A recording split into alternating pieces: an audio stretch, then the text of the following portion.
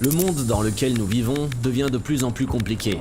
Le pays vit sa plus grave crise économique depuis son indépendance. Par l'intelligence artificielle. Faut-il en avoir peur? Monnaie numérique, mais celle émise directement par les banques centrales,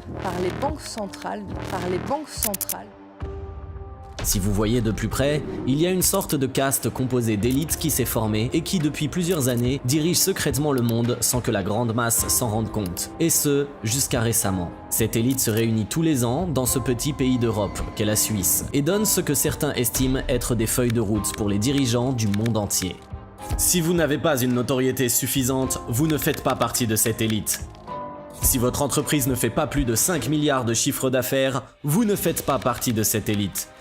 Si vous n'êtes pas un président d'une nation, directeur d'une banque centrale ou commerciale, vous ne faites pas partie de cette élite.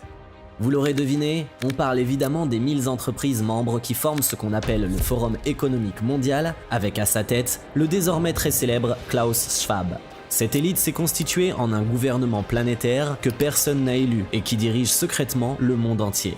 La crise économique au Sri Lanka, la révolte de la population, la chute du gouvernement, la fuite du président. En Hollande, la révolte des agriculteurs contre la décision du gouvernement de vouloir réduire d'environ 30% le cheptel des éleveurs. Aux États-Unis et en Europe, l'imposition d'une forme de crédit social qui trie les entreprises. L'imposition d'une monnaie numérique des banques centrales. Tout cela est à mettre en perspective avec des agendas de ces élites comme ceux-là ou ceux-ci. Ils sont l'axe du bien.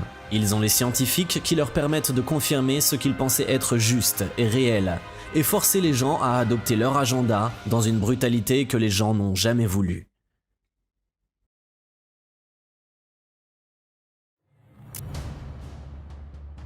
Des centaines de millions de caméras sont installées en Chine pour contrôler le quotidien des gens, contrôler ce qu'ils font, qui ils fréquentent, où est-ce qu'ils vont, qu'est-ce qu'ils achètent. Surveillés en permanence par des caméras intelligentes à reconnaissance faciale capables de mettre une identité sur un visage en temps réel, les Chinois sont désormais aussi tous notés.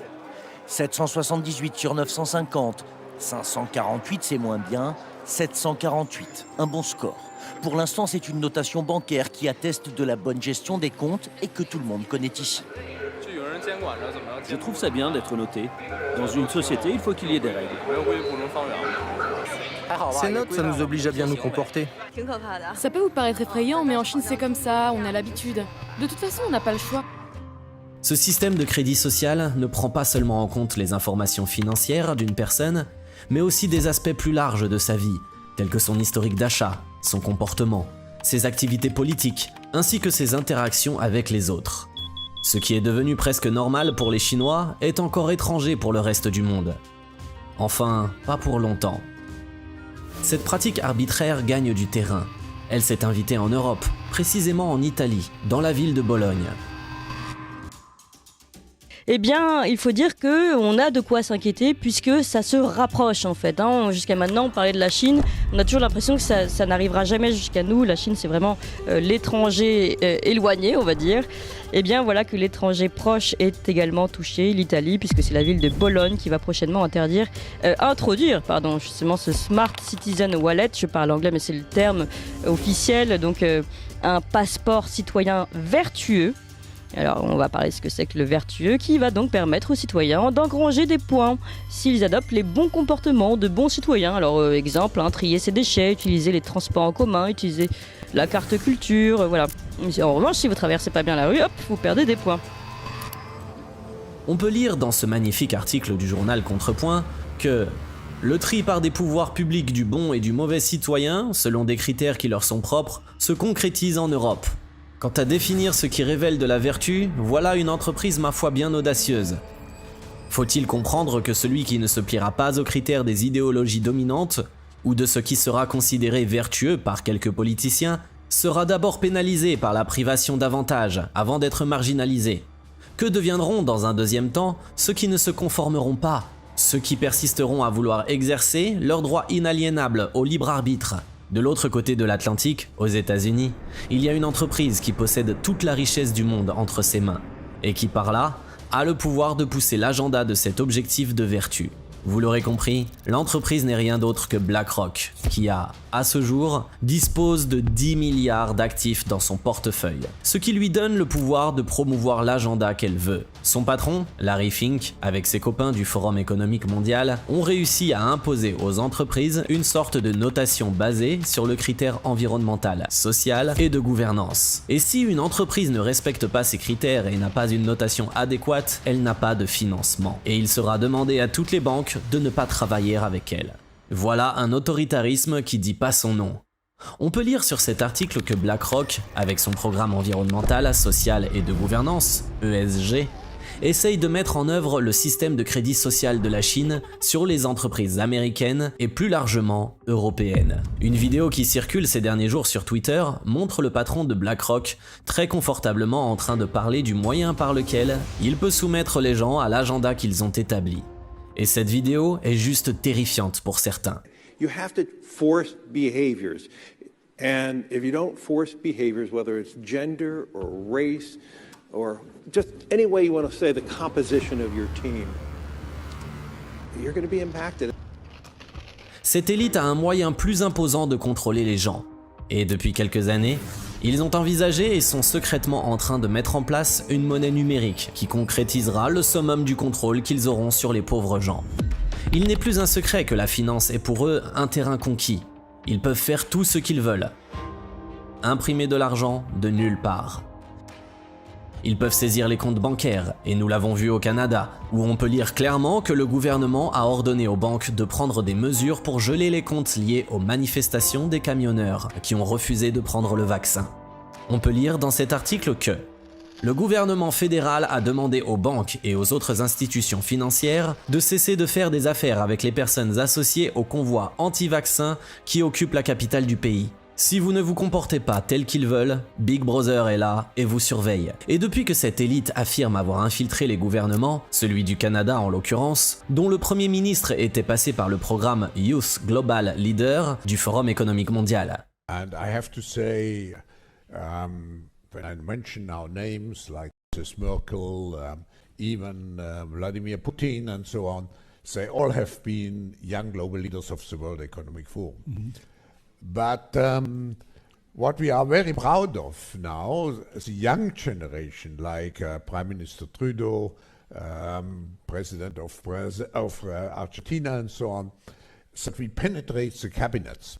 So yesterday I was at a reception for Prime Minister Trudeau, and I know that half of this cabinet, or even more half of this cabinet, are actually young global leaders of the World Economic Forum. Sorry, that's true in Argentina as well. It's true in Argentina, and it's true in France now. Mm-hmm. I mean, with the president, with a young global leader, but...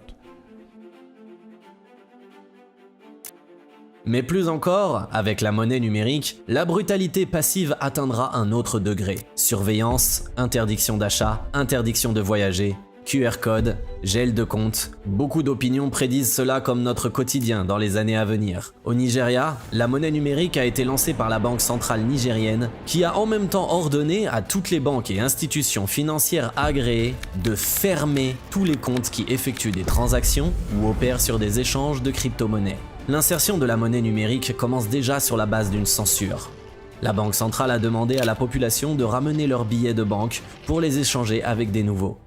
Tous ceux qui en ont ramené n'ont reçu aucun billet en retour, mais simplement l'obligation d'utiliser la monnaie numérique. Les retraits étaient limités à moins de $40 par jour. Un numéro d'identification nationale a été attribué à chaque compte pour avoir accès à la monnaie, ce qui, rapporte même la BBC, permet à la Banque centrale de suivre chaque transaction.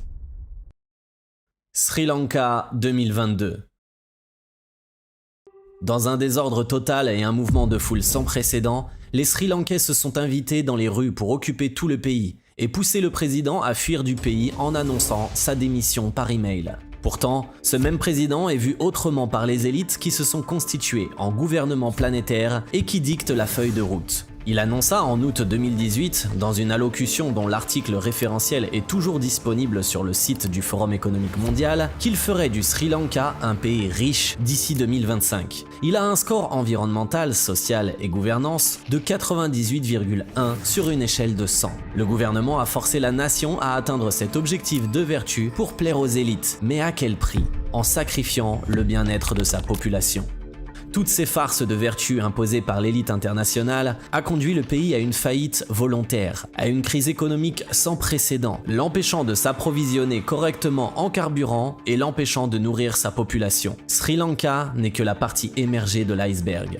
Plus encore, et cela va probablement vous choquer, vous connaissez certainement Tesla, l'entreprise d'Elon Musk, qui a littéralement révolutionné le secteur des voitures électriques.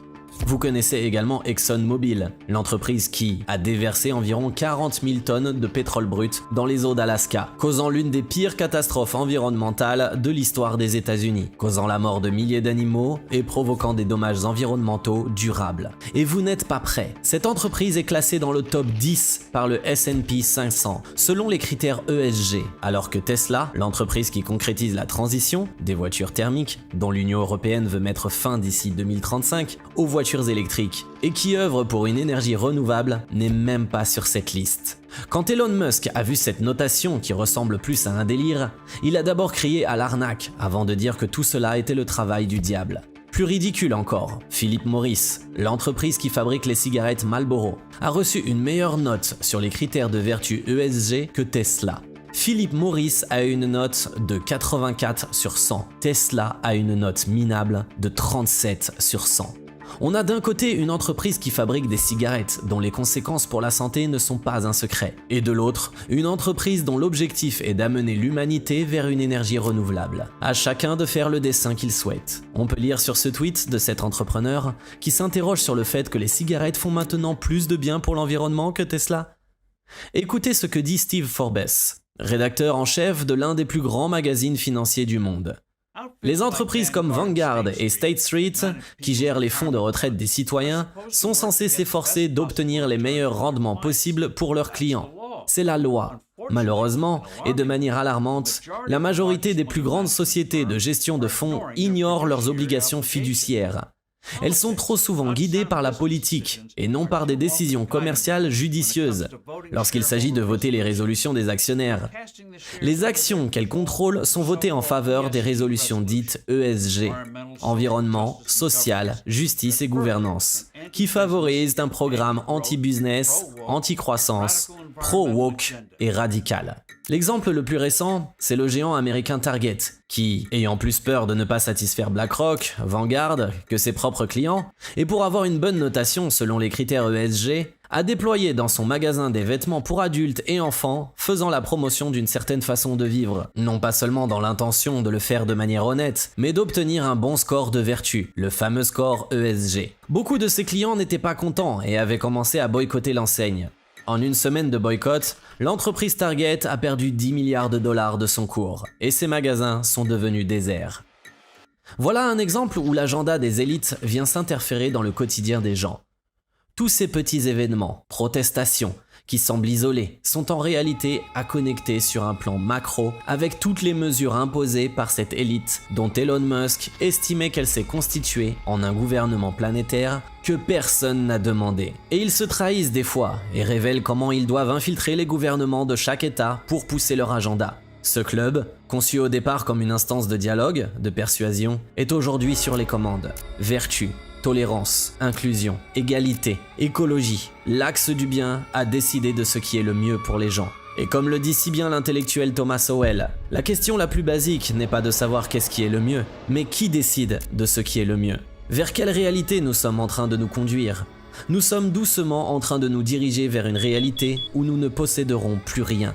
Et c'est une expression qui vient du Forum économique mondial. Celui qui est aujourd'hui considéré comme le maître du monde qui dit lui-même « Vous ne posséderez rien et vous serez heureux ». Ce qui semble n'être qu'une opinion d'un homme se matérialise aujourd'hui. Nous l'avons vu en Hollande où plusieurs centaines de fermiers sont mis dans l'obligation de vendre leurs fermes pour sauver l'environnement. Il faut bien croire qu'Orwell avait vu loin.